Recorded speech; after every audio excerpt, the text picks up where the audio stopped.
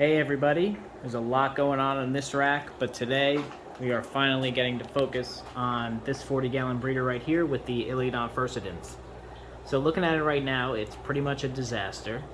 Kind of just let this tank go, and it's been thriving. You know, the fish in here are thriving, but definitely need to completely rescape this tank and get rid of all the algae. So there's a lot of blackbeard algae in here, all over the place, all over the plants.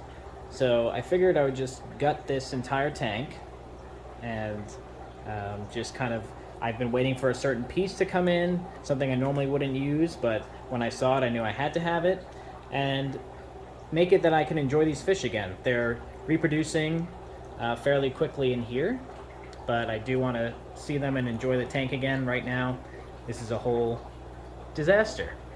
So I'm gonna go ahead and get started here. So my go-to when dealing with green algae and hair algae was always the mag floats, but recently I've been running into a little bit of problems with them. I do have employees come and help me out, and one day they were using the mag float and you could see all the scratches here on the front of the glass. So the mag float picked something up and started scratching the glass as they were getting the algae off. So that was unfortunate. So now to avoid that, I actually just used like these razor blades I got at Home Depot, and they work just as well. Let's see if I can focus here with one hand. Just going right across, getting all that stuff off, making sure that I'm not catching anything. But you can see it's just coming right off, so super satisfying to do. I'm just going to go through the whole tank like this. Alright, so all that Ligwigia is removed. The blackbeard algae is scraped off. So what I'm going to do is let everything settle to the bottom so I can gravel vac most of this out as much as I can. You guys who have been following the channel for a while know that this manzanita piece was a really nice trunk piece. It's all covered. So I'm going to have to take this out, spray it with hydrogen peroxide, and kill all the blackbeard algae on it. And hopefully I could use it somewhere else, because that was a very nice and expensive piece, and I really did like this scape when it was all done nice and maintained. This is kind of the result of leaving a tank for almost a full year, kind of on autopilot.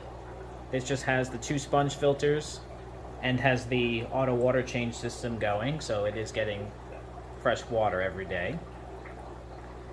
But yeah, the fish are doing fine, and the Iliodon furcidans, from what I read about them, are supposed to eat blackbeard algae and different string algae, but clearly they were not doing that in here. So I wonder if it's more of a string algae instead of the hair algae.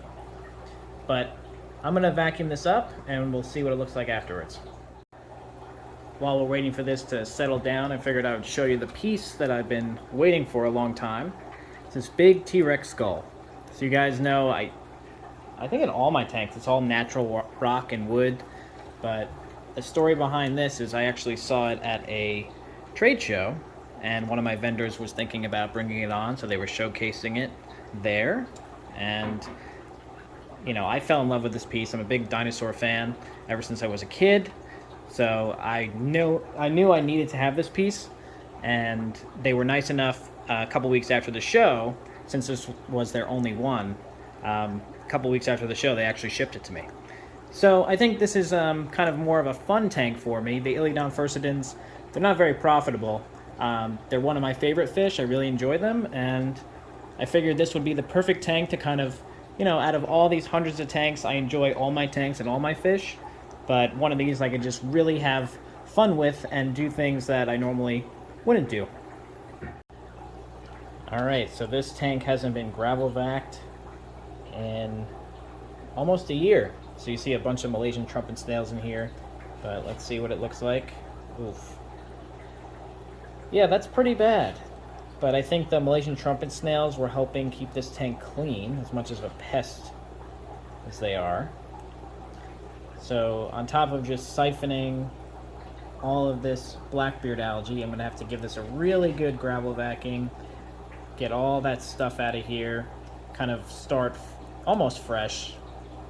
You know, if I could put maybe a loach in here to start eating all these snails, that'd be great. But yeah, this is going to be very tedious and time consuming, but also satisfying. So I'm going to just get to it.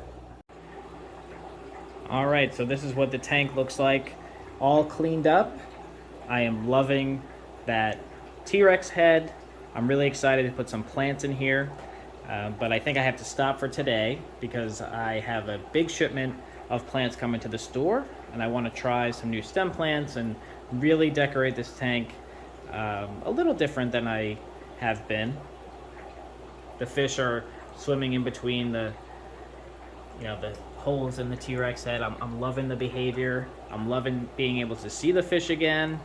Turns out that there are some red arc pencilfish that I forgot about that I put in here like 6 months ago that are still in there doing well. Surprised. And there's a ton more fish in here than I thought. There were a lot of babies hiding in the top of the floating plant there. Luckily with these live bearers, the babies are born so big we don't have to worry about them eating each other. So I'll make sure that we check back in with some new plants. All right, so here's what the tank ended up being. I put some willow hydro in there.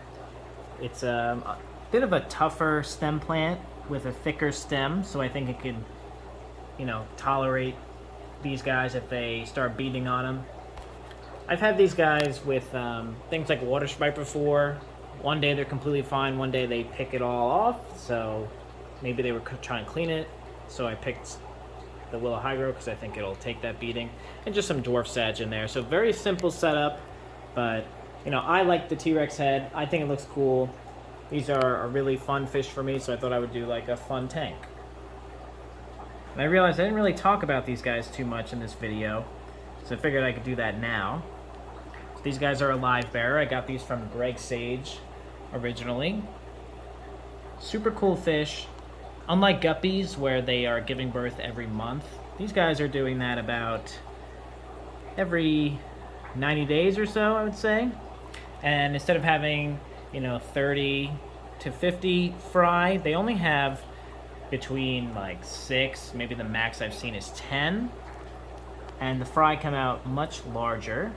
I think in the time that I went to get plants, these little ones up front were actually born in the day between filming here.